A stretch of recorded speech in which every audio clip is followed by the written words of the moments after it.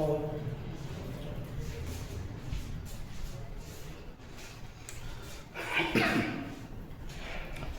चलिए दोस्तों, माननीय मुख्यमंत्री अभ्युदय योजना ललितपुर में आपका स्वागत है। एनवायरनमेंट से संबंधित अभी तक आपको 5 वीडियो ऑनलाइन दिए जा चुके हैं। आज का 6वां वीडियो है, जिसमें पारिस्थितिकी तंत्र या पर्यावरण से संबंधित ही वीडियो है। अभी जो ये 6वां वीडियो पारिस्थितिकी तंत्र से ही संबंधित है। तो कुछ जो पिछला वीडियो आपको दिया गया था, पिछले वीडियो में जो आपको पारिस्थितिकी तंत्र से संबंधित कुछ शब्दावली थी वो आपको दी गई थी, जैसे अपघटक, परजीवी, सहजीवी, मृतोपजीवी, कीटभक्षी पौधे, प्रकाश संश्लेषण की क्रिया क्या क्या होती है, ये सब आपको दिया गया था। इसी क्रम में आर्द्रभूमि जो वेटलैंड होती है वो क्या होती है और कितने प्रकार की होती है, मानव निर्मित कौन कौन सी होती है। इसी क्रम में एक रामसर सम्मेलन जो आर्द्रभूमि से संबंधित था, 1971 में रामसर एक शहर है, ईरान का शहर है, कैस्पियन सागर के तट पर अवस्थित है। वहाँ 1971 में एक सम्मेलन हुआ था जो आर्द्रभूमि से संबंधित था।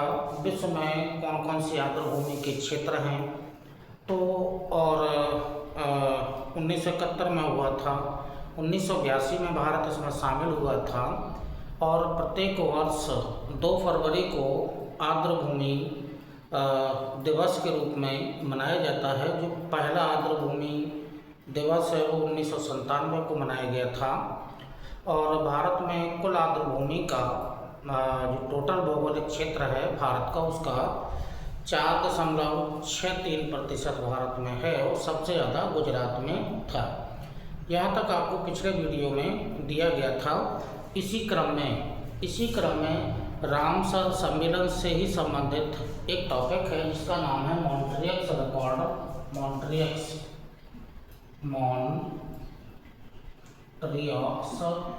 रिकॉर्ड ये टॉपिक है जो आर्द्रभूमि से ही संबंधित है। मॉन्ट्रियक्स रिकॉर्ड है। अभी मॉन्ट्रियक्स रिकॉर्ड क्या होता है या क्या क्या है, इसमें जानना है कि मॉन्ट्रियक्स रिकॉर्ड के अंतर्गत किस आर्द्रभूमि को शामिल किया जाता है, किस आर्द्रभूमि को यानी कि निरस्त कर दिया जाता है, तो इसके अंतर्गत हम जानेंगे। और इसी क्रम में भारत में कौन कौन से आर्द्रभूमि के क्षेत्र हैं, किस राज्य में हैं, कौन कौन से हैं, उसकी हम आपको एक लिस्ट बना करके अभी लास्ट में दे देंगे। तो जो मॉन्ट्रियक्स रिकॉर्ड है ये आर्द्रभूमि रामसर सम्मेलन से ही संबंधित है। तो थोड़ा इसमें पहले कुछ लिखना होगा, तो थोड़ा इसमें नोट कर लीजिएगा कि मॉन्ट्रियक्स रिकॉर्ड है क्या, तो थोड़ा उसमें नोट कर लीजिएगा। मॉन्ट्रियक्स रिकॉर्ड अंतर्राष्ट्रीय महत्व की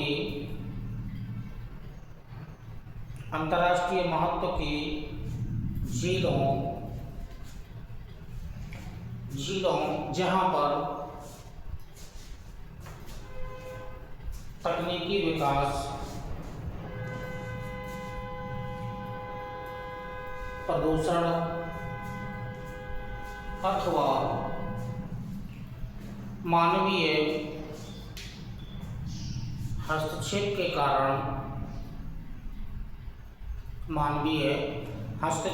कारण पारिस्थितिकी तंत्र में अधिक परिवर्तन हुआ है,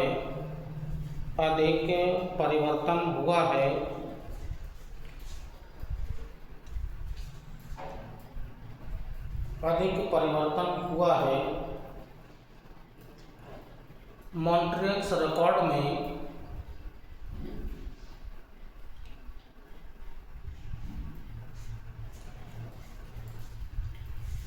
इस स्थलों को केवल कॉन्फ्रेंस ऑफ पार्टीज है, कॉन्फ्रेंस ऑफ पार्टीज कॉप की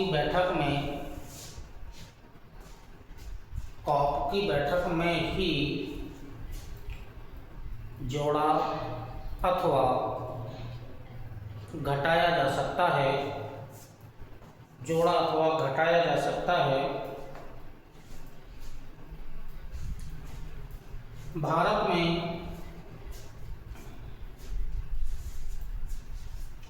भारत में 2 स्थल मॉन्ट्रियक्स रिकॉर्ड में शामिल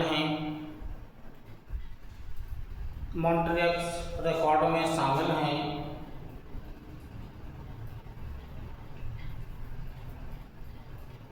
पहला केवलादेव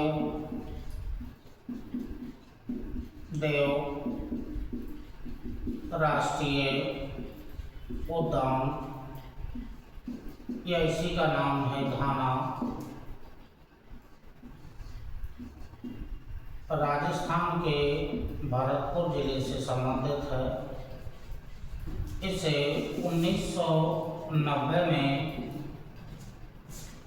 पहला केवलादेव राष्ट्रीय उद्यान घाना के नाम से भी इसे जाना जाता है, राजस्थान के भरतपुर जिले से संबंधित है, जिसे 1990 में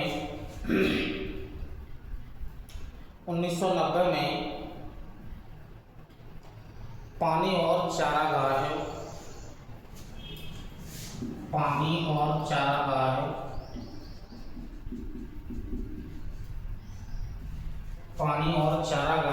की कमी के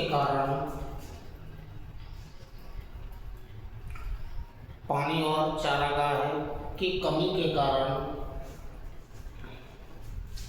शामिल किया गया था।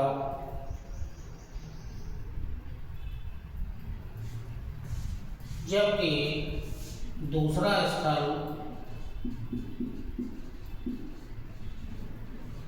लोकटक झील मणिपुर में है। जबकि लोकटक झील जिसे 1993 में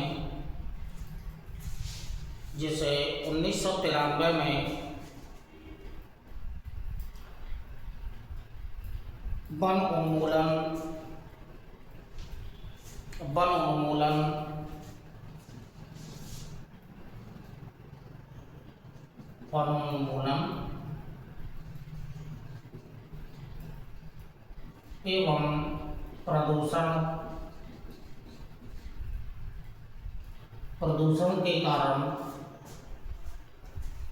उन्मूलन एवं प्रदूषण के कारण शामिल किया गया था।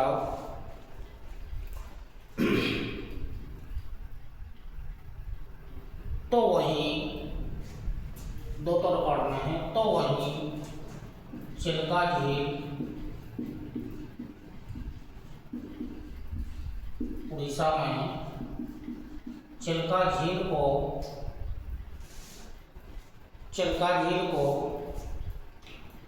1993 में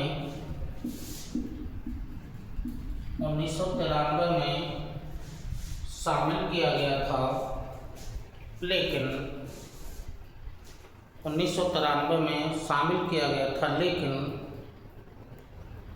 2002 में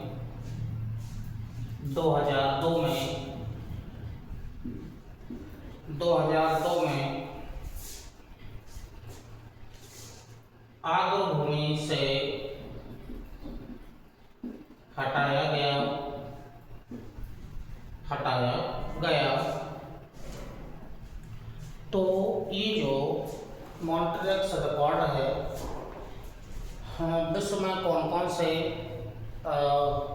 मॉन्ट्रियक्स रिकॉर्ड के अंतर्गत आर्द्रभूमि के क्षेत्र हैं, किन्हें आर्द्रभूमि घोषित किया जाता है, वो केवल और केवल जो कॉन्फ्रेंस ऑफ पार्टीज है, कॉप का जो सम्मेलन है, इसी सम्मेलन के तहत ही उस स्थल को शामिल भी किया जा सकता है और उसी स्थल को हटाया भी जा सकता है। तो ओवरऑल भारत में तीन क्षेत्र थे, केवलादेव, लोकटक झील और चिल्का झील, जिसमें से दो वर्तमान में हैं, लेकिन चिल्का झील को 1993 में यानी कि लोकटक झील के साथ ही से शामिल किया गया था, लेकिन 2002 में से मॉन्ट्रेक्स रिकॉर्ड से इसको हटा दिया गया है। तो ये मॉन्ट्रेक्स रिकॉर्ड के अंतर्गत जो आर्द्रभूमि से संबंधित जो क्षेत्र हैं वो शामिल किए जाते हैं या उसके तहत हटाए भी जाते हैं। तो मॉन्ट्रेक्स रिकॉर्ड का मतलब हुआ आर्द्रभूमि के विश्व में कौन कौन से स्थल हैं, तो उनका एक रिकॉर्ड है, किस कारण से शामिल किया जाए और किस कारण से इसको हटाया भी जा सकता है।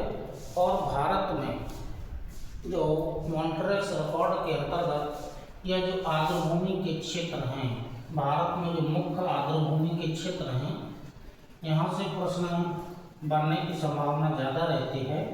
तो उसमें मोस्टली जो भारत की प्रमुख जो झीलें हैं वो झीलें ही इसमें शामिल की जाती हैं। तो कौन कौन से हैं वो एक लिस्ट बना दे रहे हैं, ठीक है। तो मॉन्ट्रेक्स रिकॉर्ड या आर्द्रभूमि के भारत में जो लिस्टेड हैं, भारत सरकार के द्वारा जो लिस्टेड हैं, उस क्षेत्र में जानना है। तो जो भारत में जो आर्द्रभूमि के क्षेत्र हैं इन इंडिया या भारत में, ठीक, आर्द्रभूमि स्थल कौन कौन से हैं वो एक लिस्ट चुके हमें बनानी है। तो जो मोस्टली जो राज्य हैं, जैसे जम्मू कश्मीर है, तो जम्मू कश्मीर में कौन कौन से हैं, जेके, या जम्मू कश्मीर में कौन कौन से क्षेत्र हैं। तो जम्मू कश्मीर में बुलर झील तो है ही, बुलर झील क्योंकि भारत की सबसे बड़ी मीठे पानी की झील है, बुलर झील है। उसके अलावा मोरोरी झील एक क्षेत्र है, हौकेरा क्षेत्र है जम्मू कश्मीर में ही। इसके अलावा जो सुरेंसर और मानसरोवर झील है, या सुरेंसर या मानेसर, सुरेंसर और मानेसर, ये जो क्षेत्र हैं ये आर्द्रभूमि के प्रमुख क्षेत्र हैं, जम्मू कश्मीर में हैं। तो जम्मू कश्मीर में बुलर झील, सोमरोरी झील, हौकेरा क्षेत्र या हौकेरा आर्द्रभूमि क्षेत्र, सुरेंसर झील और मानेसर झील, तो ये जम्मू कश्मीर से संबंधित प्रमुख आर्द्रभूमि के क्षेत्र हैं। इसके अलावा अब चलेंगे हिमाचल प्रदेश में।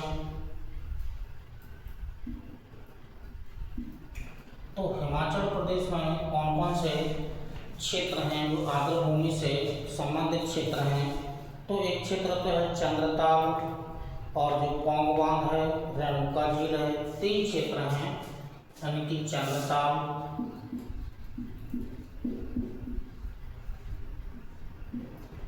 पौंग जो बांध है, पौंग बांध, और पौंग बांध के अलावा जो यहाँ पर जो क्षेत्र है, पौंग बांध के अलावा चंद्रताल, पौंग बांध, और पौंग बांध के अलावा जो यहाँ पर क्षेत्र है वो रेणुका नाम की एक झील है, रेणुका झील, रेणुका झील है। चूँकि जो रेणुका झील है वो भारत की सबसे छोटी आर्द्रभूमि का क्षेत्र है, या सबसे छोटी, ठीक है, ये छोटी आर्द्रभूमि का क्षेत्र है, ठीक है, छोटी आर्द्रभूमि का क्षेत्र है भारत में रेणुका झील, जो हिमाचल प्रदेश में अवस्थित है। तो ये भारत में सबसे छोटी आर्द्रभूमि का क्षेत्र है। इसके अलावा आइएगा पंजाब में। तो पंजाब में हरीके झील, कांजली झील, रोपड़ झील, तो ये पंजाब में है।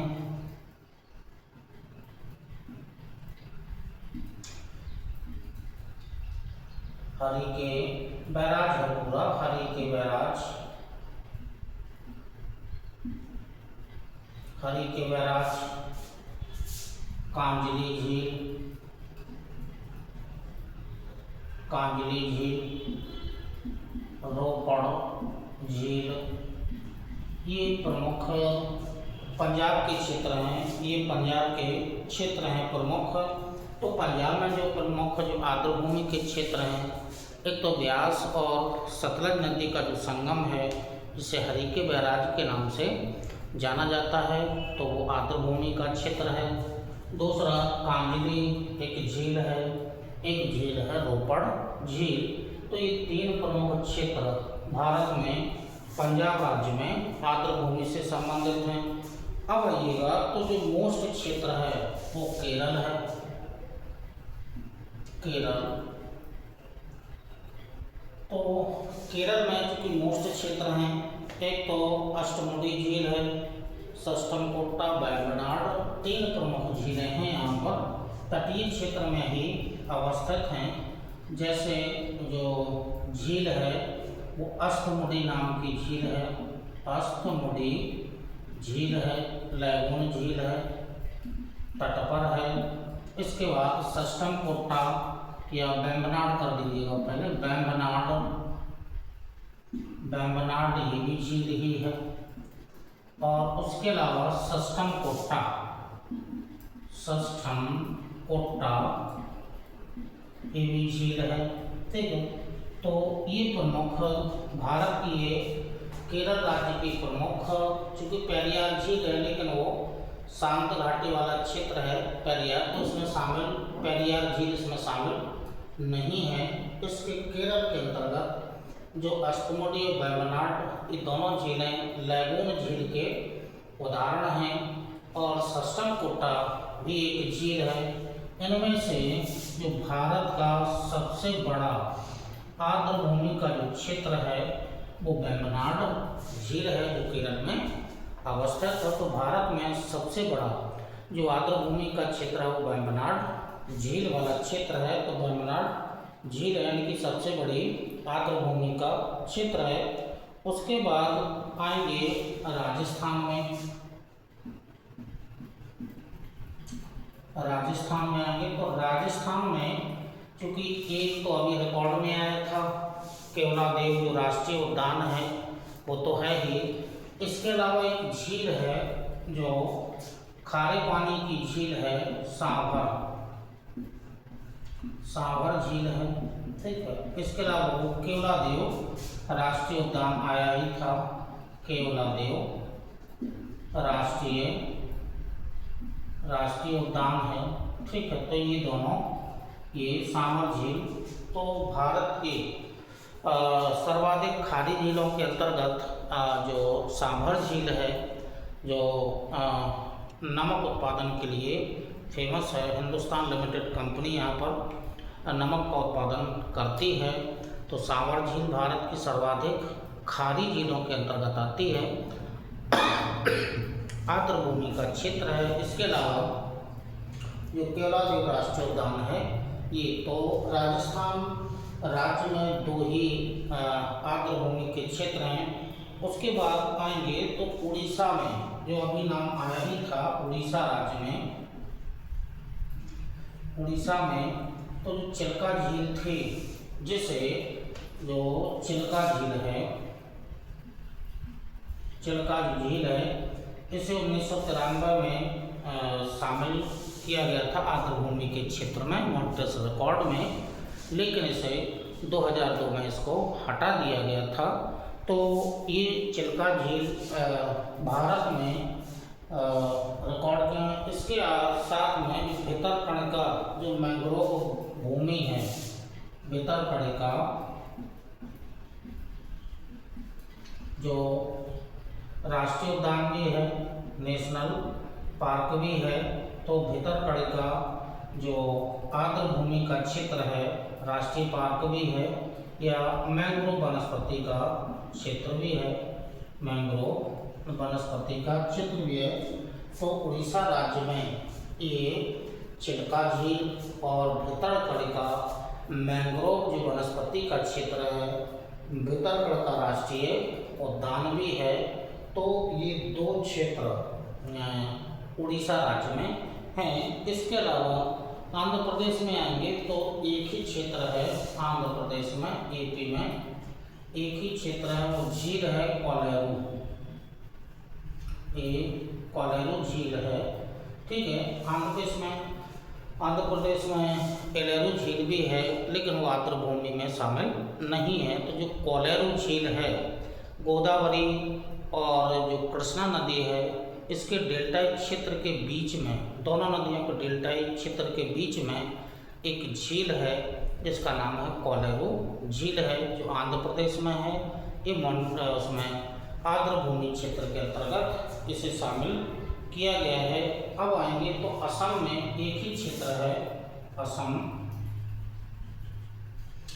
में जो क्षेत्र है, एक झील है जिसका नाम है दीपौर झील है। ये दीपौर नाम की झील है। तो असम क्षेत्र में, असम राज्य में एक ही है। उसके बाद तमिलनाडु में है पॉइंट कैलीमेयर। ठीक है, पॉइंट कैलीमेयर। तो ये जो आर्द्र भूमि के जो क्षेत्र हैं, इसमें आगे चूँकि बहुत कम ही हैं कुछ क्षेत्र में, तो इसको हम साफ करके इसी क्रम में आगे बना रहे हैं या लिख रहे हैं। तो इनको देख लीजिएगा, नोट कर ही लिया होगा आप लोगों ने। चूँकि इनसे आर्द्र भूमि के क्षेत्र तो हैं ही, लेकिन कौन सी झील किस राज्य में है, या कौन सा जो राष्ट्रीय उद्यान है, या मैंग्रोव के क्षेत्र हैं, या जो अन्य दलदलीय क्षेत्र हैं, इनसे संबंधित प्रश्न आपके सॉल्व होंगे। चाहे वो वनडे का एग्जाम हो, चाहे सिविल का एग्जाम हो, दोनों से संबंधित क्वेश्चन बनते हैं। तो इसको साफ कर रहे हैं। आगे जो अन्य राज्य हैं भारत के, उसमें आते हैं।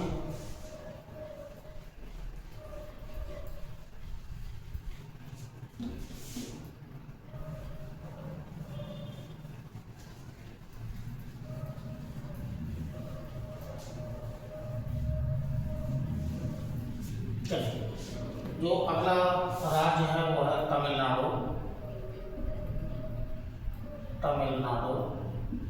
तमिलनाडु में एक ही क्षेत्र है जिसका नाम है पॉइंट कैलीमेयर।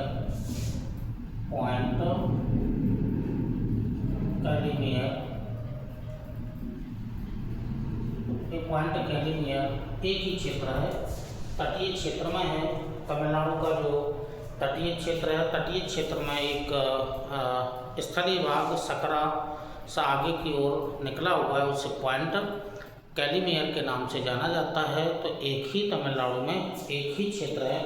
उसके अलावा त्रिपुरा में जाएंगे तो रुद्र सागर है। त्रिपुरा में एक ही क्षेत्र है, रुद्र सागर, चूँकि झील है, रुद्र सागर एक झील है, त्रिपुरा राज्य में है। अब आएंगे तो मणिपुर के अंतर्गत, पहले ही आपको दिखा दिया गया था, मणिपुर में एक झील है,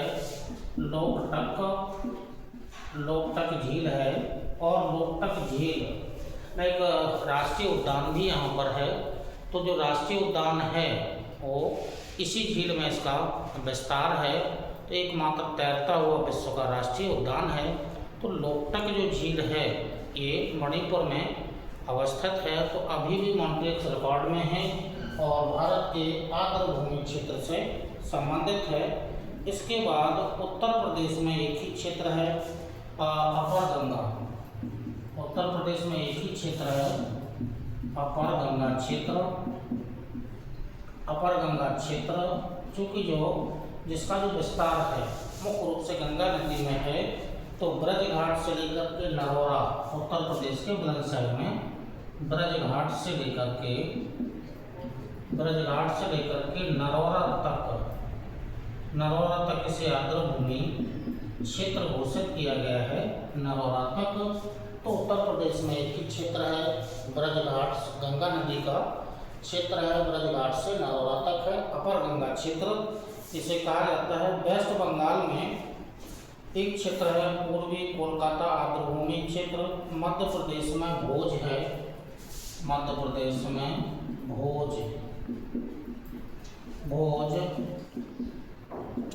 आर्द्रभूमि क्षेत्र है।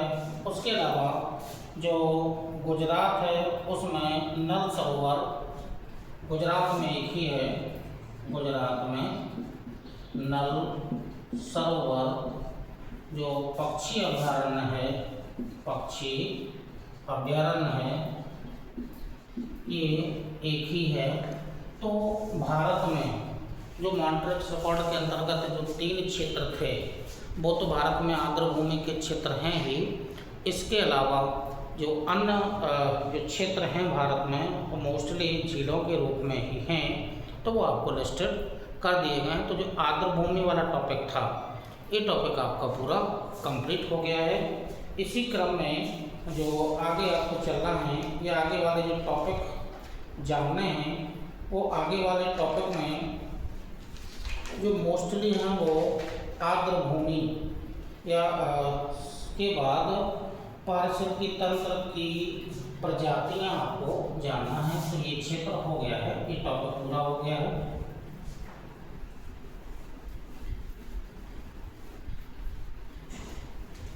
इसी क्रम में जो अगला टॉपिक है पारिस्थितिकी तंत्र की प्रजातियां, ये टॉपिक इंपॉर्टेंट है। प्रजातियां, तो पारिस्थितिकी तंत्र की प्रजातियां कौन कौन सी हैं वो हम जान लेते हैं। कौन कौन सी प्रजातियां हैं? तो पारिस्थितिकी तंत्र में मोस्टली 4 प्रजातियां पाई जाती हैं। अब 4 प्रजातियां कौन कौन सी होंगी? एक तो है फाउंडेशन स्पीसीज है, फाउंडेशन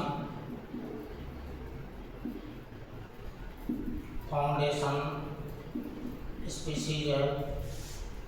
दूसरी जो स्पीसीज है वो अम्ब्रेला स्पीसीज है। और जो तीसरी जो स्पीसीज है वो होगी इंडिकेटर, तीसरी है इंडिकेटर, ये ज़्यादा इम्पोर्टेंट है, इंडिकेटर स्पीसीज है।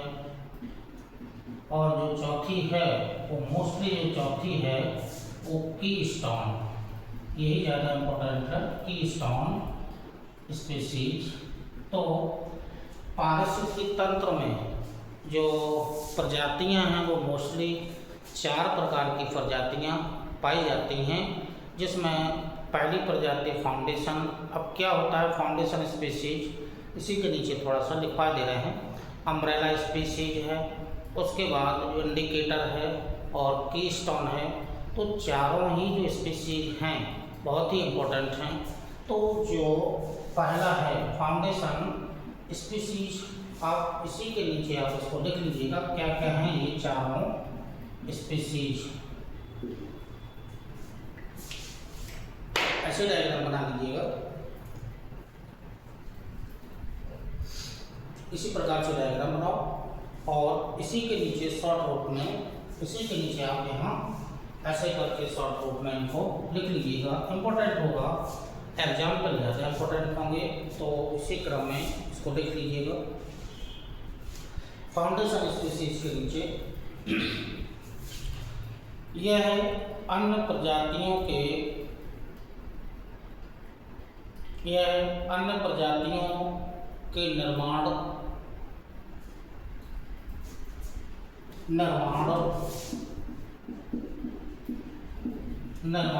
और संरक्षण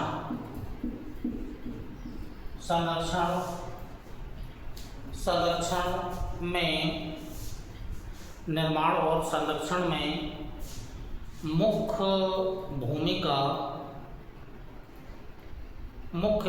निभाती हैं।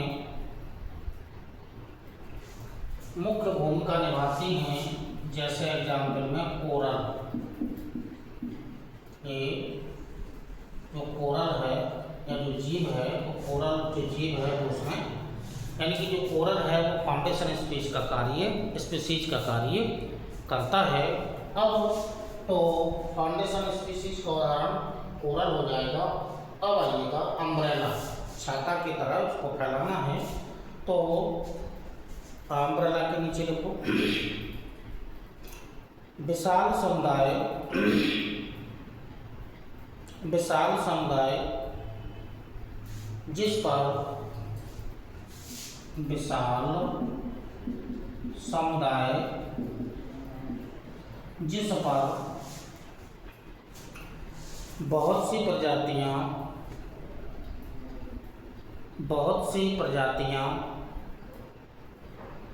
निर्भर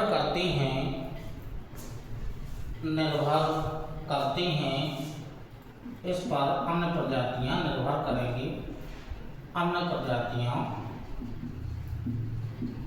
निर्भर करती हैं। ठीक है, जैसे में एग्जाम्पल जो होगा, बांध है, ठीक, ये बांध, तो अम्ब्रेला स्पीशीज के अंतर्गत बांध को रखा गया है या बांध है।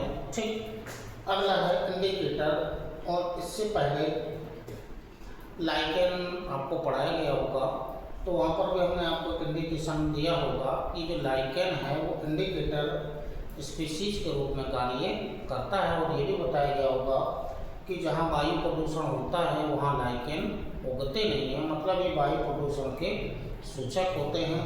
तो इंडिकेटर स्पीशीज है, इसमें लिख लीजिएगा, एक पौधा अथवा जंतु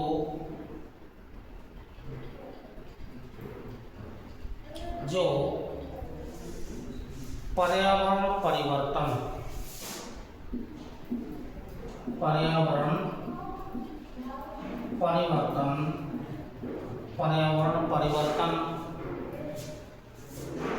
हेतु संवेदनशील होता है,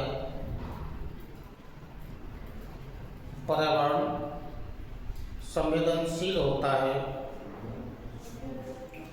जैसे इसमें एग्जाम्पल के रूप में लाइकेन डालना हो तो लाइकेन डाल सकते हैं, अदरवाइज लाइकेन तो आप इसमें डाल ही लीजिएगा, लाइकेन।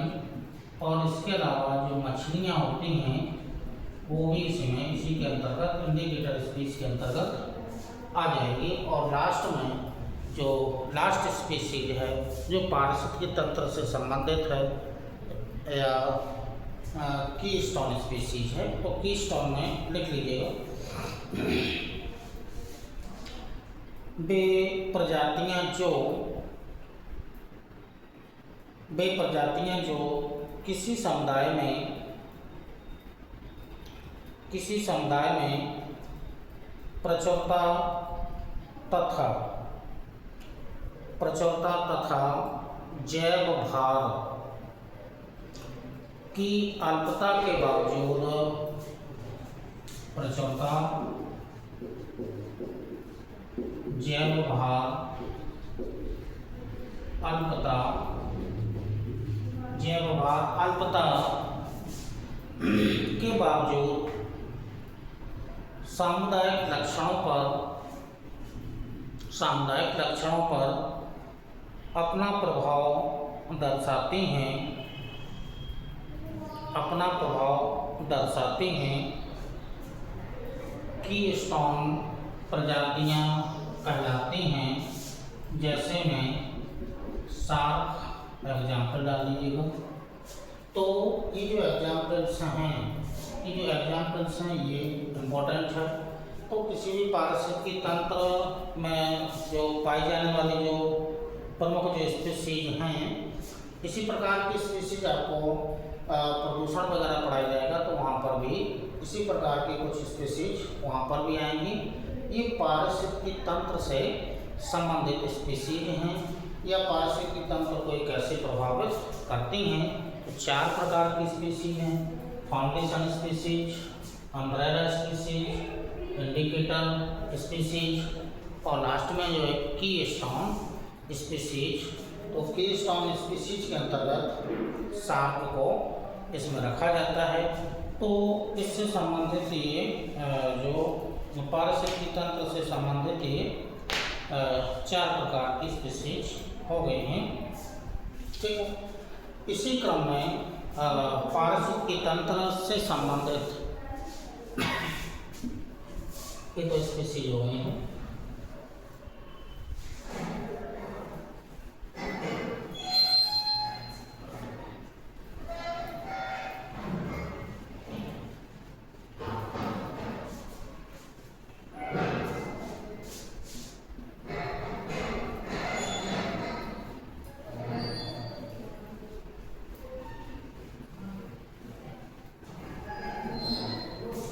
पारिस्थितिकी तंत्र से संबंधित कुछ शब्दावली और हैं। एक शब्दावली है पारिस्थितिकी कर्मता, इम्पोर्टेंट है पारिस्थितिकी कर्मता, या पारिस्थितिकी तंत्र को छोड़ दीजिएगा, कर्मता।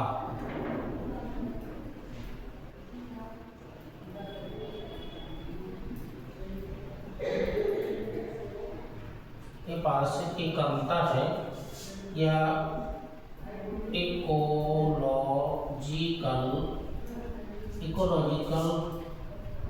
निके या निचे के नाम से इसे जाना जाता है। तो ये जो निके शब्द है, इस निके शब्द पर विशेष रूप से ध्यान देना है। तो पारिस्थितिकी कर्मता एक शब्द है। अब पारिस्थितिकी कर्मता क्या होता है वो थोड़ा सा आप नोट कर लीजिएगा। पारिस्थितिकी कर्मता किसी विशेष प्रजाति का उसके पर्यावरण में कार्यात्मक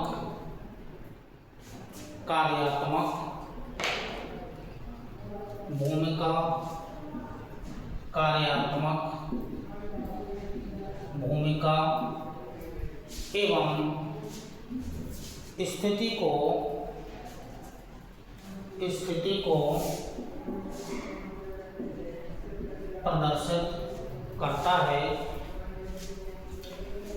को प्रदर्शित करता है। इसके अंतर्गत प्रजातियों द्वारा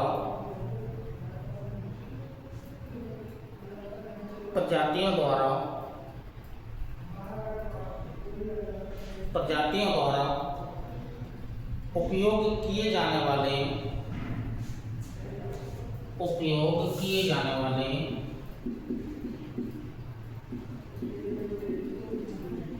संसाधनों या उपयोगी संसाधनों या उपयोग किए जाने वाले संसाधनों की प्रकृति, उनके उपयोग के तरीकों,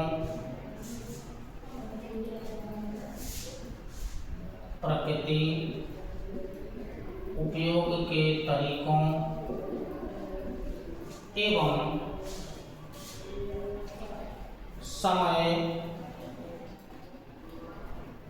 समय के साथ साथ अन्य प्रजातियों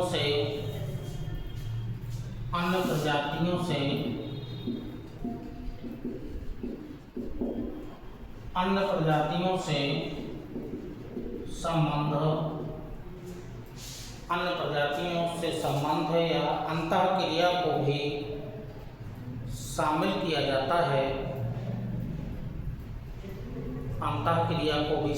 किया जाता है।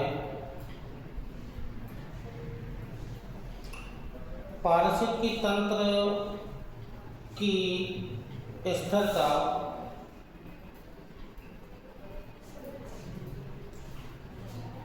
स्थिरता पारिस्थितिकीय निके या विविधता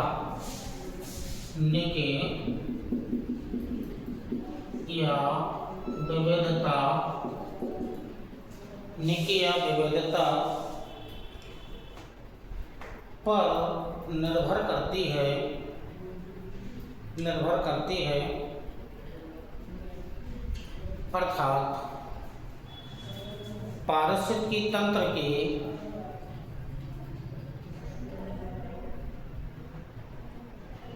विविधता जितनी अधिक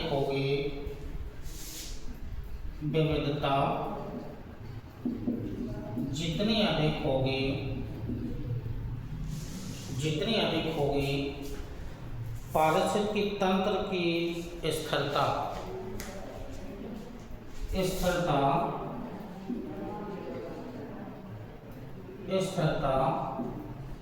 उतनी ही अधिक होगी।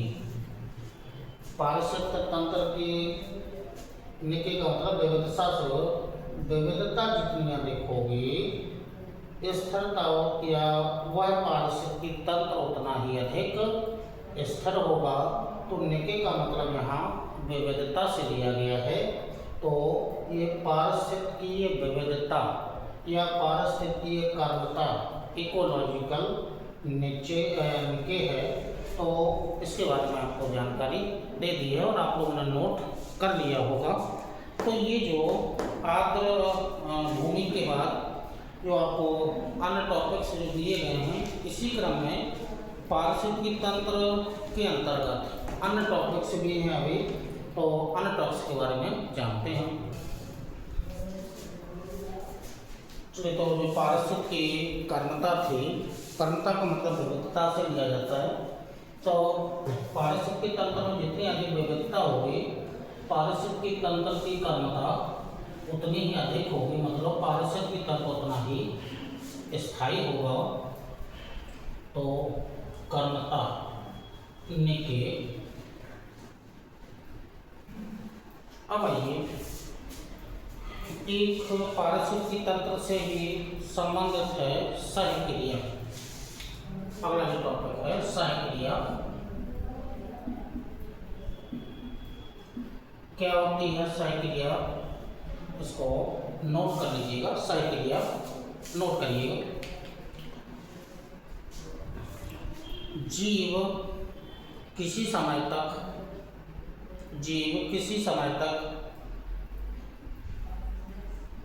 एक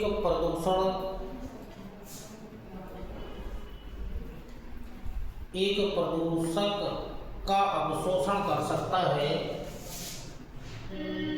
एक प्रदूषक का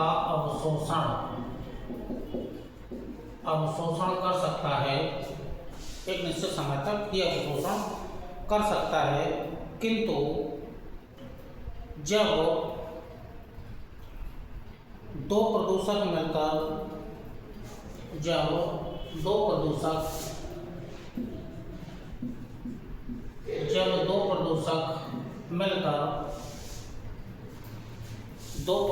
मिलकर एक विषैला प्रदूषक बनाते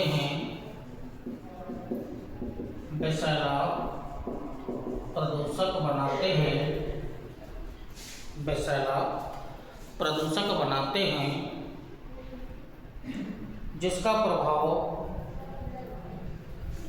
अकेले प्रदूषक की अपेक्षा, एक प्रदूषक या अकेला प्रदूषक की अपेक्षा अधिक होता है। तो इस क्रिया को सहक्रिया के नाम से जाना जाता है।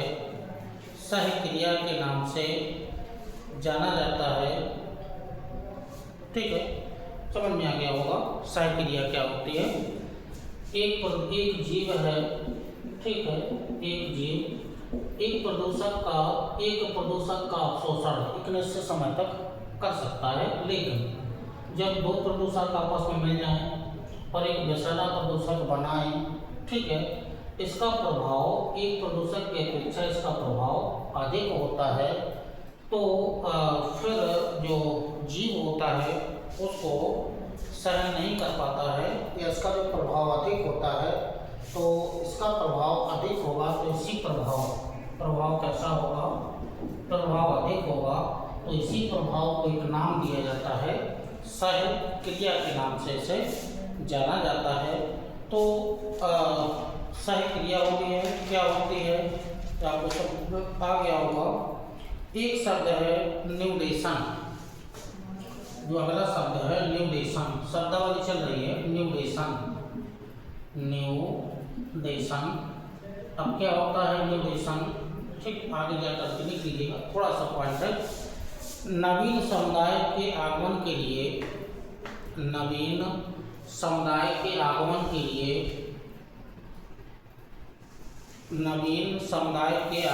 लिए खाली स्थान प्रदान करने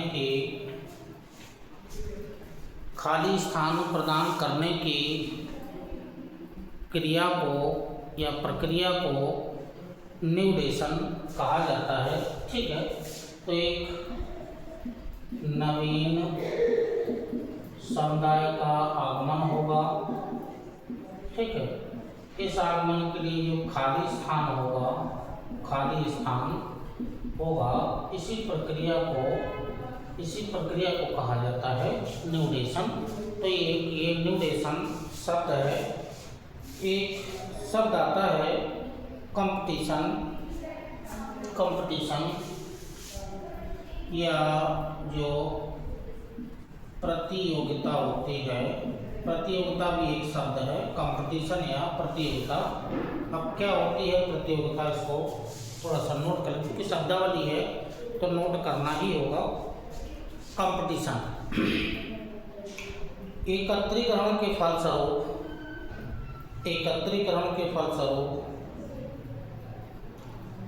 संसाधनों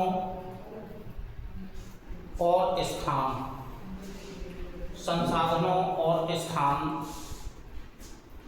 दोनों कम पड़ने लगते हैं,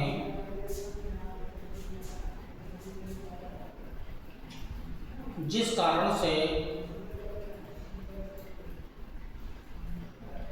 अंतरजातीय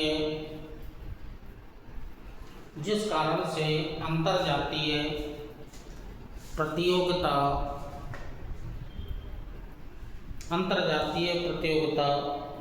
प्रकट होने लगती है।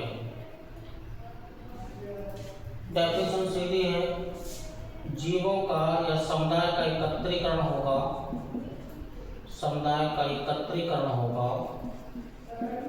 तो अभी एकत्रीकरण से होगा क्या कि संसाधन भी कम हो जाएंगे और संसाधन के साथ साथ में स्थान की भी कमी आने लगेगी।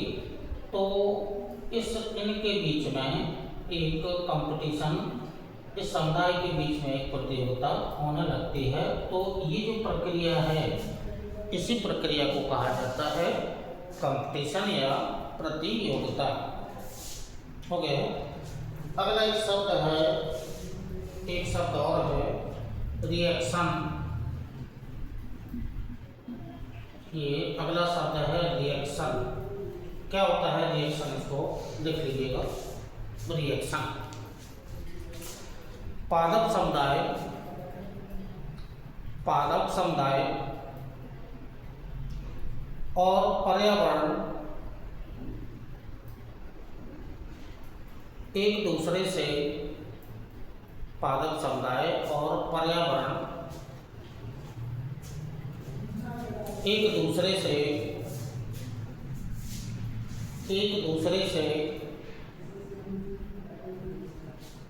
पदार्थों के आदान प्रदान के समय प्रतिक्रिया व्यक्त करने लगते हैं।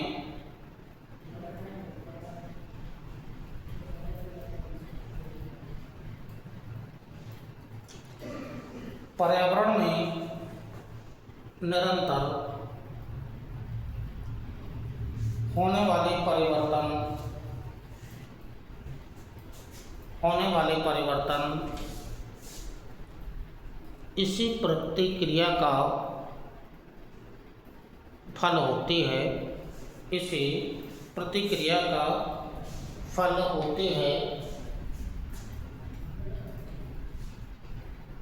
अगला एक शब्द है क्लाइमैक्स स्टेज। अगला शब्द है क्लाइमैक्स स्टेज। ये अगला शब्द है। क्या होता है क्लाइमैक्स स्टेज, नोट कर लीजिएगा। अनुक्रमण की क्रिया में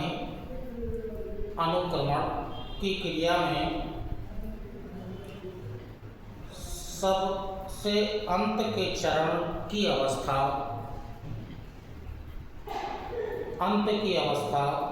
प्राप्त होती है।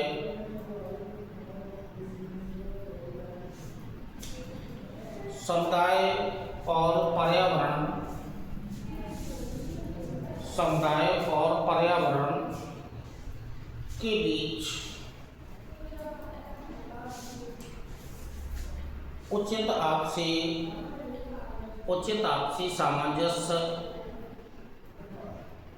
स्थापित हो जाता है, जिसके फलस्वरूप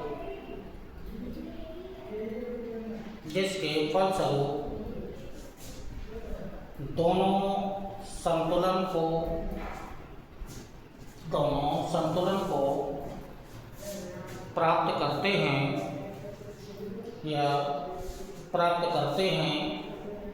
या सामंजस्य स्थापित करते हैं। यह अवस्था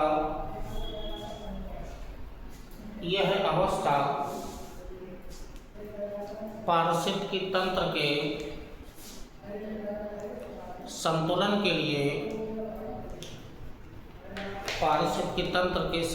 के लिए आवश्यक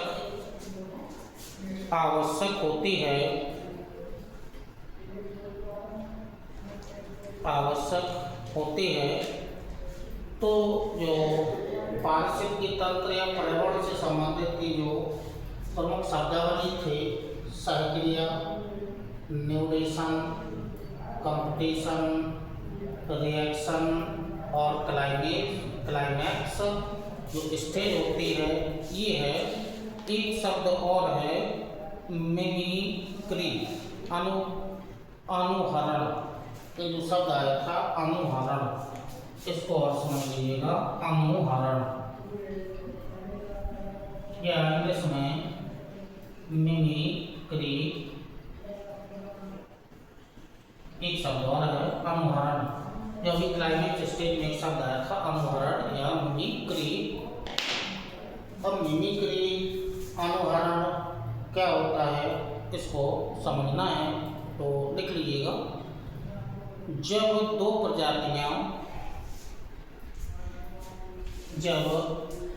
प्रजातियां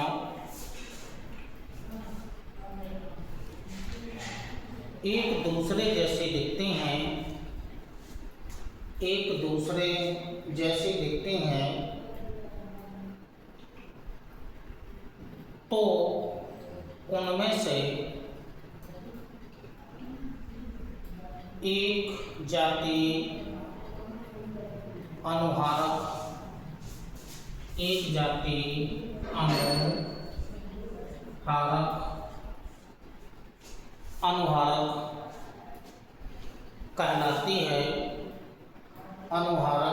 कहलाती है। एक परभक्षियों के लिए स्वादिष्ट, जबकि दूसरी प्रजातियां दो होंगी।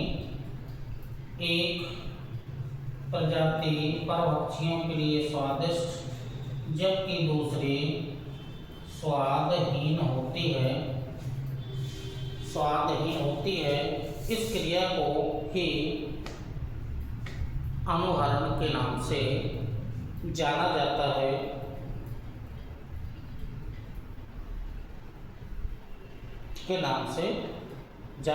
है।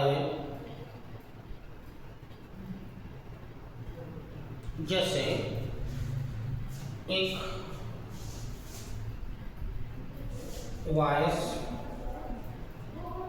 तितली है और दूसरी मोनार्क तितली है, ठीक है। तो अब किसी कीटभक्षी के लिए ये जो वॉइस तितली है ये स्वादिष्ट होती है, जबकि ये जो मोनार्क की जो तितली है वो स्वादहीन होती है। जबकि ये दोनों तितलियां हैं, एक से दिखती भी हैं, ठीक है। एक से दिखने वाली दोनों तितलियां हैं, लेकिन एक अनुहारक होती है स्वादिष्ट और दूसरी स्वादहीन होती है। तो इस क्रिया को कहा जाता है अनुहरण की क्रिया के नाम से इसे जाना जाता है।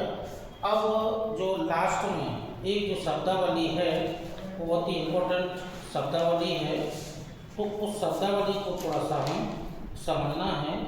अनुक्रमण, पारिस्थितिकीय अनुक्रमण, तो सहक्रिया, न्यूडेशन, प्रतियोगिता, रिएक्शन, क्लाइमेक्स स्टेज, अनुहरण, ये कुछ शब्दावली आई है जो पारिस्थितिकी तंत्र से ही संबंधित है। जो अगला जो शब्द है वो इम्पोर्टेंट है, पारिस्थितिकीय अनुहरण। पारिस्थितिकीय अनुहरण इम्पोर्टेंट है ये शब्द, पारिस्थितिकीय अनुहरण। सक्सेशन या अनुहरण, पारिस्थितिकीय अनुहरण,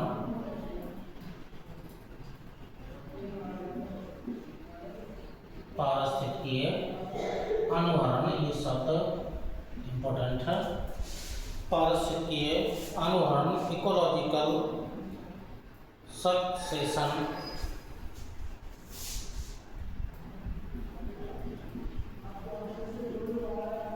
इकोलॉजिकल सक्सेशन, ठीक, ये पारिस्थितिकीय अनुहरण है। अब ये अनुहरण क्या होता है तो पहले थोड़ा सा नोट कर लीजिएगा, फिर डायग्राम बनेंगे। वह प्रक्रम जिसके द्वारा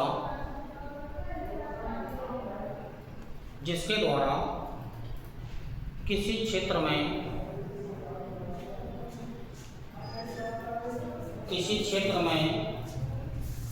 पाई जाने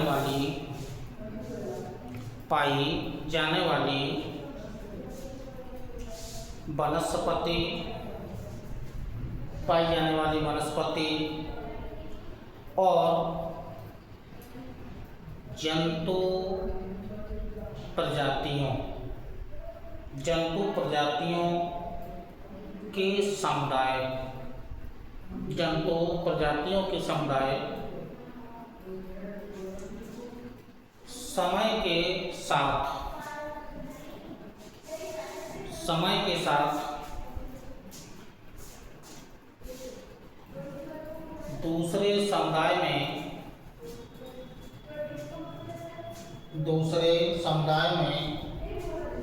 परिवर्तित हो जाते हैं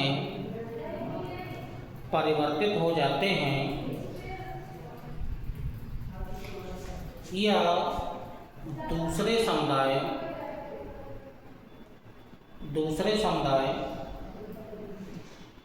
उसका स्थान लेते हैं। पारिस्थितिकीय अनुक्रमण या इकोलॉजिकल सक्सेशन कहलाता है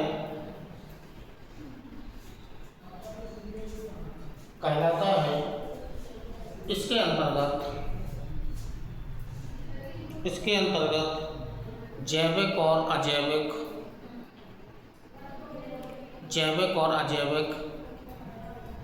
दोनों घटकों को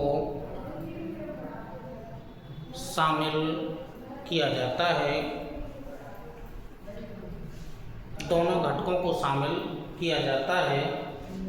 अब डायग्राम के माध्यम से देखिएगा।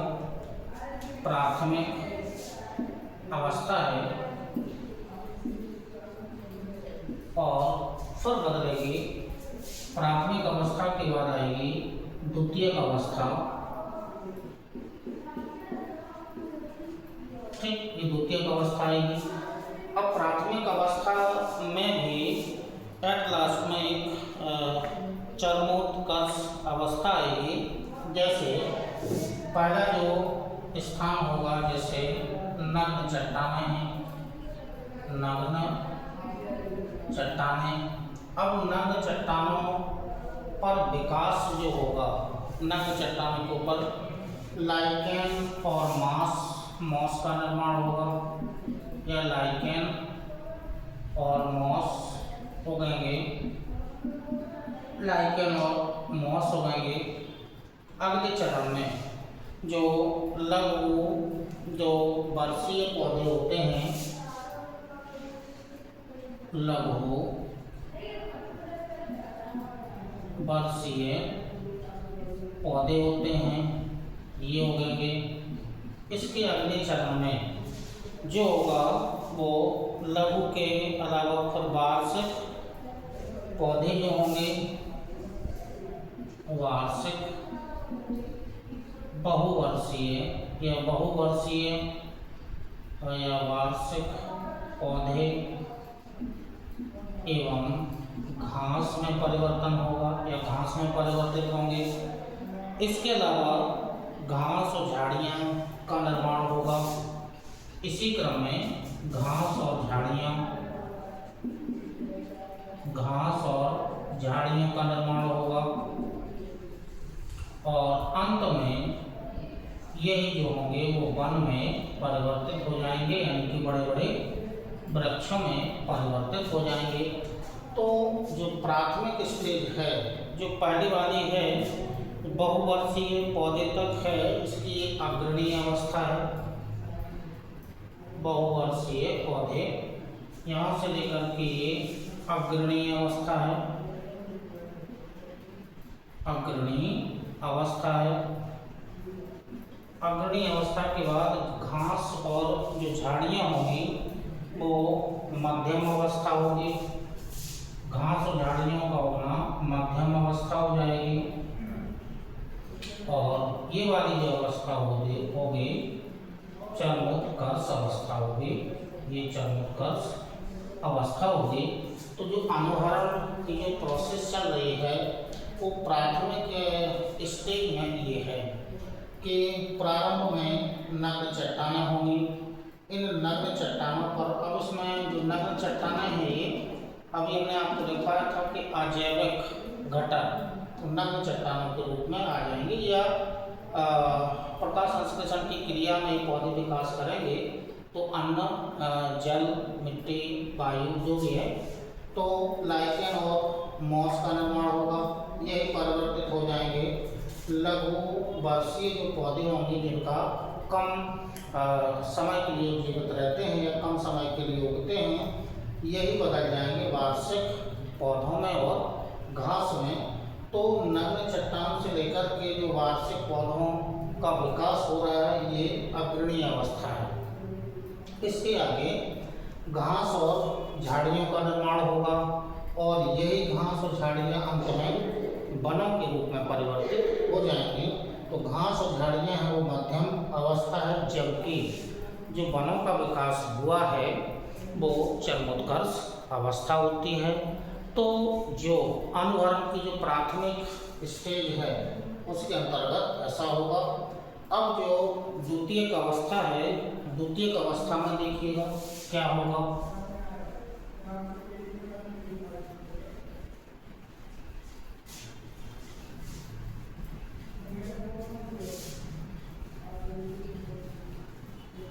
द्वितीयक अवस्था को देखना है, प्राथमिक अवस्था हो गई है, अब द्वितीयक अवस्था में देखिएगा। द्वितीयक अवस्था में पहले जो द्वितीयक अवस्था है, इस द्वितीयक अवस्था में पहले जो होगा वो वार्षिक पौधे होंगे, वार्षिक पौधों का विकास होगा। यही जो वार्षिक पौधे हैं आगे जो इनमें परिवर्तन होगा वो 12मासी, ठीक, इनका 12मासी में परिवर्तित होंगे, 12मासी पौधों में परिवर्तित होंगे। फिर यही जो पौधे हैं 12मासी के बाद झाड़ियाँ, ये झाड़ियों में परिवर्तित होंगे।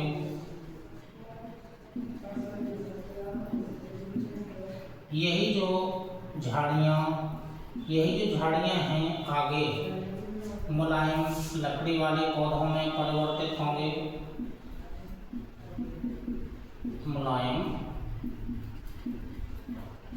लकड़ी वाले पौधे इसमें परिवर्तित होंगे। आगे जाकर के जलवायु के अनुसार या जलवायु कारकों के प्रभाव से यही मुलायम लकड़ी वाले पौधे कठोर लकड़ी वाले पौधों में परिवर्तित होंगे। तो ये जो अवस्था है सक्सेशन की वो द्वितीयक अवस्था है। तो इसमें देखिएगा पहले द्वितीयक अवस्था में जो प्रथम अवस्था की जो चरमोत्कर्ष अवस्था थी उसी को आगे बढ़ाना है। तो इसमें वार्षिक पौधे ये परिवर्तित बारहमासी पौधों में होंगे, ये ही झाड़ियों के रूप में ये ही बदल जाएंगे मुलायम लकड़ी वाले वनों के रूप में, और यही परिवर्तित हो जाएंगे कठोर लकड़ी वाले पौधों के रूप में परिवर्तित इसमें हो जाएंगे। तो ये जो पारिस्थितिकी तंत्र से संबंधित जो शब्दावली जो आपको दी गई है या इससे संबंधित जो भी आपको ये दिया गया है, इसी क्रम में जो मैंग्रोव वनस्पति है जिसको गरान वनस्पति के नाम से भी जाना जाता है, तो मैंग्रोव वनस्पति के बारे में भी आपको जानकारी दे रहे हैं। तो आइए मैंग्रोव वनस्पति क्या क्या होती है।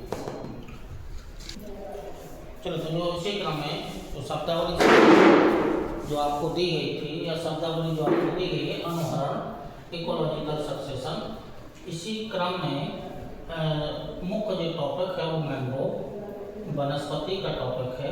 मैंग्रोव वनस्पति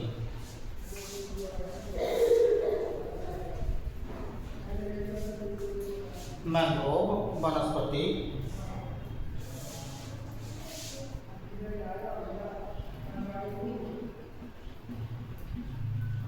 मैंग्रोव वन या वनस्पति, मैंग्रोव वन या वनस्पति वाला टॉपिक, ये टॉपिक भी इम्पोर्टेंट है। मैंग्रोव, ठीक है, फॉरेस्ट या वनस्पति, इनको गरान वनस्पति के नाम से भी जाना जाता है या सुंदरी वृक्ष मोस्टली इसमें पाए जाते हैं। तो वो आगे आपको बताया जाएगा। तो जो मैंग्रोव वन है या जो मैंग्रोव वनस्पति है क्या होती है, पहले वो लिख लीजिएगा, नोट कर लो। ऐसे वृक्ष जो उष्णकटिबंधीय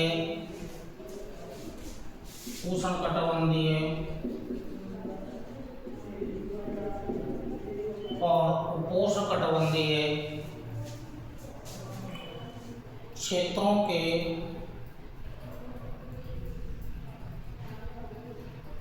के सुरक्षित तटों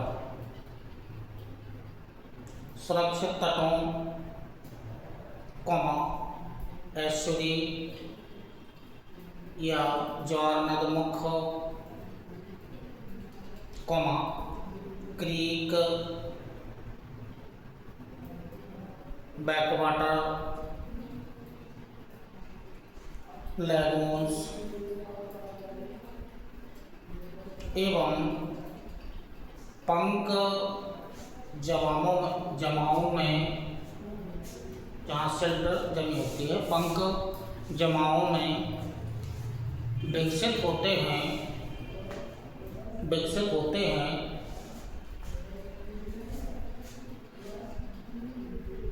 यह वृक्ष ताजे पानी में भी उग सकते हैं, लेकिन इनकी वृद्धि कम होती है।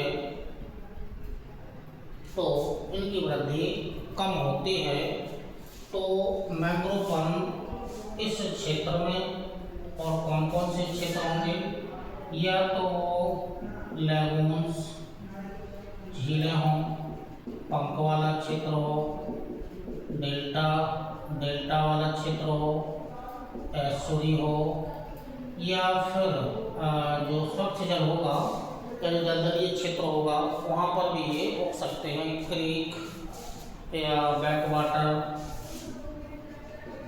क्रीक बैकवाटर, ठीक है, यहाँ पर ये उगते हैं।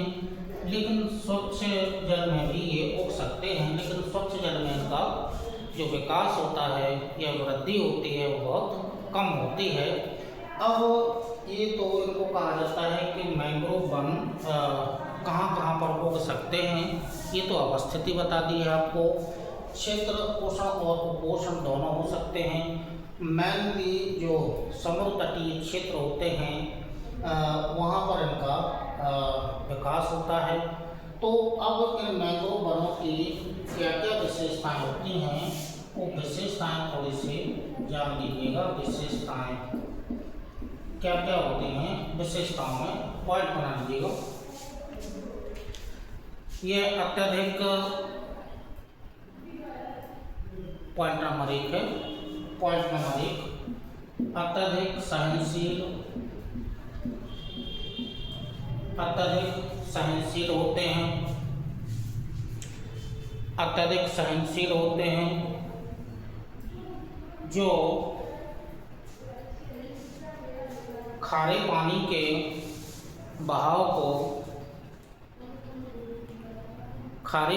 बहाव को सहन कर सकते हैं या झेल सकते हैं। एक पॉइंट हो गया। दूसरा पॉइंट, यह स्थिर भूमि में भी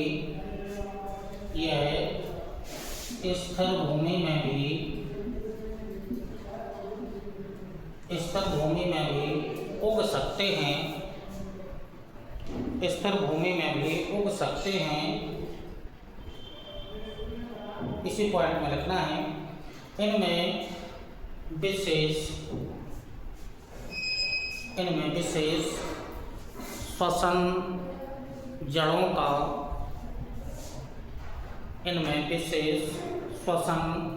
का विकास होता है।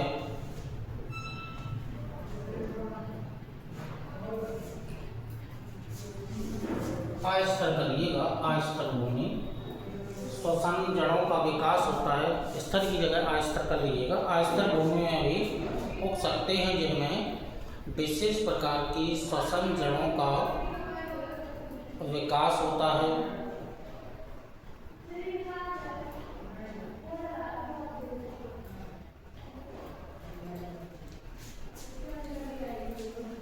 इनकी जो जड़ें होती हैं, जड़ों को न्यूमैटोफोर्स, की जड़ों का नाम है न्यूमैटोफोर्स कहा जाता है। न्यूमैटोफोर्स कहा जाता है। जैसे एविसिनिया एक प्लांट का नाम है। एविसिनिया एक प्लांट का नाम है जिसमें न्यूमैटोफोर्स प्रकार की जड़ें पाई जाती हैं। तो एविसिनिया नाम का एक प्लांट है, मैंग्रोव वनस्पति के अंतर्गत आता है। तो ये श्वसन मूल का विकास है। अगला पॉइंट, चौथा जो पॉइंट है, 4th पॉइंट, पत्तियां चिकनी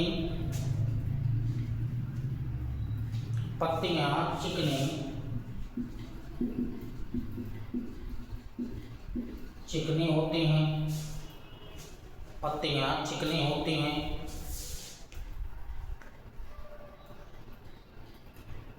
जिनमें जरायुजता, बूढ़े होने की जरायुजता प्रक्रिया पाई जाती है। जरायुजता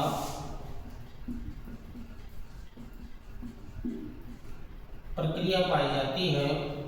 वृद्ध होने की, बूढ़े होने की प्रक्रिया पाई जाती है।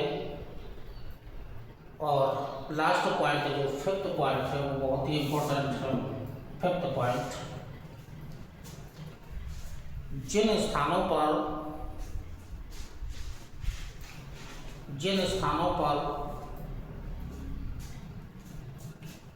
मैंग्रोव उगते हैं मैंग्रोव उगते हैं वहाँ ऑक्सीजन की कमी, एक पॉइंट इंपॉर्टेंट है, ऑक्सीजन की कमी पाई जाती है, ऑक्सीजन की कमी पाई जाती है। तो जो मैंग्रोव हैं कहाँ इनका विकास होगा, lagoon, pump, delta, estuary, creek, backwater या आस्थर जो जल होता है इसमें इनका विकास होता है। विशेषताएं क्या क्या होती हैं, ये अत्यधिक सहनशील पौधे होते हैं जो खारे जल के प्रभाव को भी सहन कर सकते हैं, आस्थर भूमि में उग सकते हैं लेकिन इनका विकास कम होगा, और आस्थर भूमि में उगेंगे तो विशेष प्रकार की जड़ें, कुछ तैरने वाले पौधे होंगे तो एक विशेष प्रकार की जड़ों का विकास होता है जिसे न्यूमेटोफोर्स की जड़ों को नाम दिया गया है। पत्तियां चिकनी होती हैं जिनमें जरायुक्तता की प्रक्रिया पाई जाती है या जरायुक्तता की क्रिया पाई जाती है। और जो लास्ट पॉइंट है, और जिन क्षेत्रों में मैंग्रोव वनस्पति उगती है उन क्षेत्रों में ऑक्सीजन की कमी पाई जाती है, ऑक्सीजन की कमी पाई जाती है। तो ये पॉइंट जो लास्ट वाला पॉइंट है बहुत ही इम्पोर्टेंट पॉइंट है। तो ये तो हो गए हैं मैंग्रोव कहाँ और इनकी क्या क्या विशेषताएं होती हैं। अब जो मैंग्रोव वनस्पति है उनका हम थोड़ा सा वर्गीकरण और देख लेते हैं। विशेषताओं की हम वर्गीकरण,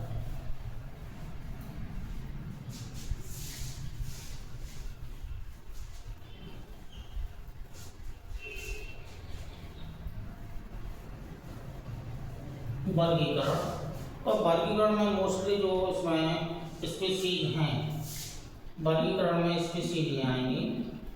वर्गीकरण तो विभिन्न प्रकार की स्पीसीज होती हैं, उन स्पीसीज को हमें मोस्टली जानना है कौन कौन से स्पीसीज होते हैं। तो अब स्पीसीज में आइएगा तो red mangrove,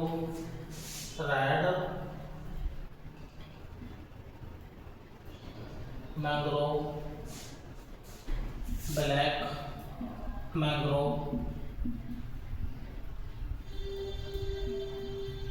white mangrove, white mangrove, और इसके अलावा बरनवुड मैंग्रोव भी एक होता है, बरनवुड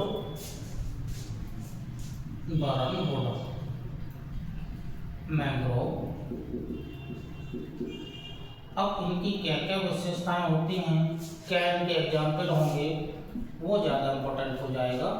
तो वर्गीकरण में हम मैंग्रोव की प्रजातियों को 4 भागों में बांट लेते हैं। पहला रेड मैंग्रोव, क्या क्या विशेषता होंगी उसके नीचे लिखे जाएंगे, black mangrove, white mangrove and burnwood mangrove. तो आप ऐसे पॉइंट बना करके यहाँ पर इनके बारे में थोड़ा सा पॉइंट बना करके नोट कर लीजिएगा। रेड मैंग्रोव में लिखना है अत्यधिक खारे पानी में, अत्यधिक खारे पानी में इनका विकास होता है, एक पॉइंट हो गया। अत्यधिक खारे पानी में इनका विकास होता है, एक पॉइंट। दूसरा, ऑक्सीजन की भूमि में कमी होती है, ऑक्सीजन की कमी भूमि में होती है, जहाँ पर उगते हैं वहाँ की भूमि में ऑक्सीजन की कमी होती है, मोस्टली कौन से, रेड मैंग्रोव। नेक्स्ट, जड़ों द्वारा मोस्टली जो जड़ें होती हैं, जड़ों द्वारा ऑक्सीजन, कार्बन डाइऑक्साइड और पोषक तत्वों का आदान प्रदान होता है। जड़ों के माध्यम से ऑक्सीजन, कार्बन डाइऑक्साइड और पोषक तत्वों का आदान प्रदान होता है।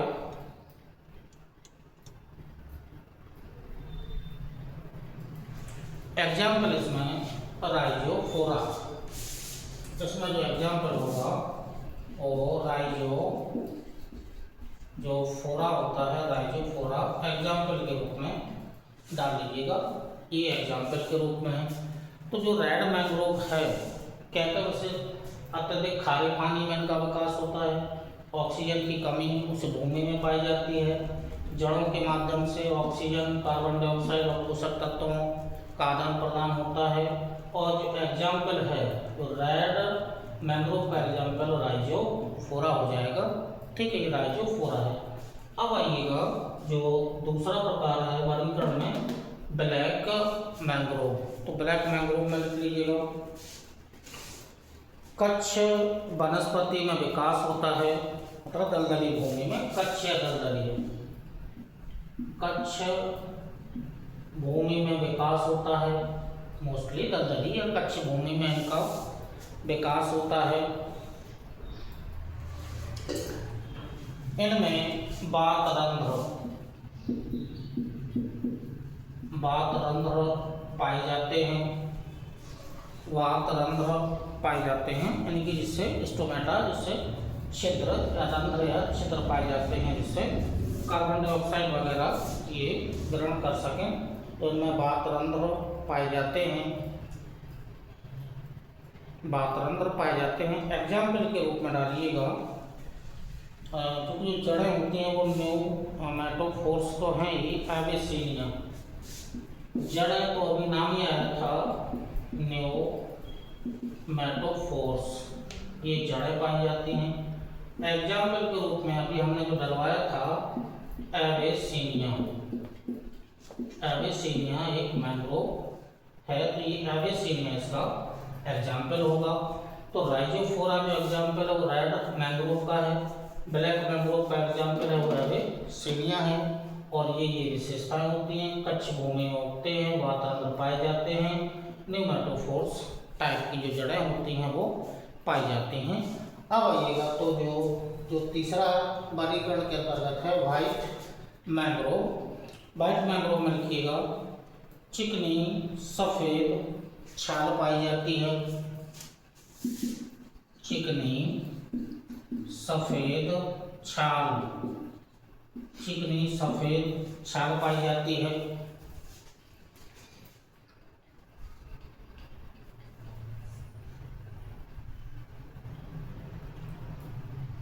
जड़ एवं पत्तियों की इनकी अपेक्षा, जड़ और पत्तियों की विशेष बनावट होती है, विशेष बनावट होती है। और एग्जाम्पल के रूप में लैगून कोलेरिया एग्जाम्पल है, इम्पोर्टेंट है। एग्जाम्पल के रूप में लैगून कोलेरिया, लैगून कोलेरिया ये एग्जाम्पल के रूप में होगा। और जो फोर्थ है वो बरनवुड मैंग्रोव है, जिसमें झाड़ी के आकार की ये वनस्पति होती है, झाड़ी आकार की वनस्पति होती है, एक पॉइंट है बरनवुड मैंग्रोव के अंतर्गत।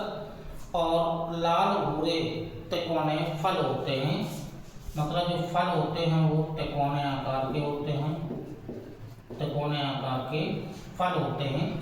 तो जो वर्गीकरण आपको दिया गया है मैंग्रोव वनस्पति से संबंधित, जिसे गरान वनस्पति के नाम से भी इसे जाना जाता है, तो red mangrove, black mangrove, white mangrove, burnwood mangrove, क्या क्या इनकी विशेषताएं होती हैं और क्या क्या इनकी विशेषताएं और क्या क्या एग्जाम्पल हैं, ये आपको डायग्राम के माध्यम से दिया गया है।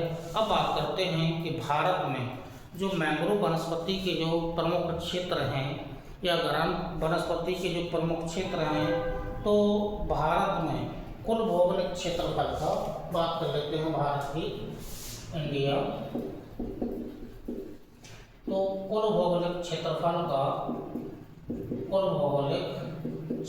का जो भारत में वनस्पति जो मोस्टली जो मैंग्रोव वनस्पति पाई जाती है वो 0.14% ही पाई जाती है। तो 0.14 प्रतिशत ही मोस्टली ये वनस्पति पाई जाती है। लेकिन भारत में जो इस वनस्पति का जो विस्तार है वो सबसे ज़्यादा जो विस्तार है जो भारत में इस वनस्पति का या जो गरान वनस्पति का है वो मोस्टली, क्योंकि नंबर 1 पर वेस्ट बंगाल है, पश्चिम बंगाल है, तो जो वेस्ट बंगाल यदि हम एरिया को देखें, मोस्टली कोस्टल वाला एरिया हमें देखना है, तो जो कोस्टल वाला जो एरिया है वो मोस्टली हमें भारत में देखना है।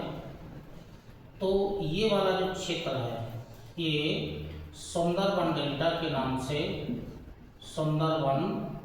सुंदरबन डेल्टा के नाम से इसे जाना जाता है। ये जो क्षेत्र है ये सुंदरबन डेल्टा है, वेस्ट बंगाल में अवस्थित है। तो सबसे ज़्यादा भारत में चूँकि जो सुंदरी नाम के वृक्ष हैं, सुंदरबन डेल्टा में मोस्टली जो सुंदरी जो वृक्ष है वो मुख्य रूप से पाया जाता है, सुंदरी वृक्ष, ठीक है।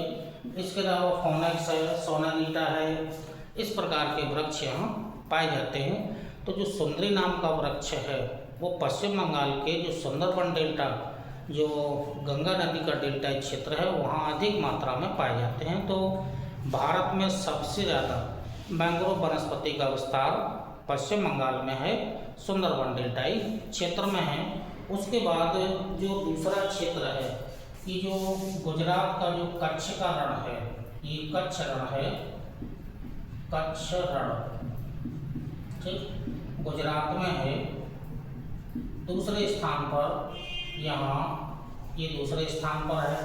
तो भारत में सबसे ज़्यादा जो मैंग्रोव वनस्पति है वो पश्चिम बंगाल में, दूसरे नंबर पर है वो गुजरात के कच्छ का जो रण है यहाँ पर। और जो तीसरा जो क्षेत्र है यहाँ छोटे छोटे द्वीपीय समूह हैं जिनको अंडमान, ठीक है, अंडमान निकोबार द्वीप समूह के नाम से जाना जाता है। तो जो तीसरा जो क्षेत्र है ये भारत में तीसरे स्थान पर वनस्पति, मैंग्रोव वनस्पति पाई जाती है। और लास्ट में जो उड़ीसा का जो महानदी का डेल्टा क्षेत्र या जो तटीय क्षेत्र है ये उड़ीसा राज्य है। उड़ीसा में चौथे स्थान पर ये वनस्पति पाई जाती है। तो भारत में जो मोस्टली हैं वो जो गंगा नदी का डेल्टा क्षेत्र है, सबसे ज़्यादा मैंग्रोव वनस्पति, सुंदरी वृक्षों की अधिकता पाई जाती है। दूसरे स्थान पर गुजरात का कच्छ का रण है। तीसरे स्थान पर अंडमान निकोबार द्वीप समूह जो बंगाल की खाड़ी में इनका विस्तार है। और इसके अलावा जो चौथे स्थान पर है वो भारत का एक उड़ीसा राज्य है, यहाँ पर मैंग्रोव वनस्पति का विस्तार है। तो इस प्रकार से जो एक प्रकार से छोटे छोटे पारिस्थितिकी तंत्र बनते हैं। तो डेल्टाई क्षेत्र, एसयूवी का क्षेत्र, दलदलीय क्षेत्र, ये भी छोटे छोटे पारिस्थितिकी तंत्र हैं। तो पारिस्थितिकी तंत्र के अंतर्गत हम मैंग्रोव वनस्पति का हमने अध्ययन किया है। इसी क्रम में आगे नेक्स्ट वीडियो जो भी होगा पारिस्थितिकी तंत्र के अंतर्गत अभी जो प्रवाल भित्ति वाला क्षेत्र है या प्रवाल भित्ति वाला जो टॉपिक है ये भी शामिल नेक्स्ट वीडियो में हम इसको शामिल करेंगे। और उसके बाद बायोडाइवर्सिटी, जैव विविधता और आगे वाले टॉपिक इसमें शामिल होंगे। तो इसी क्रम में आगे भी आपको वीडियो दिए जाते रहेंगे। तब तक के लिए नमस्कार, धन्यवाद, जय हिंद।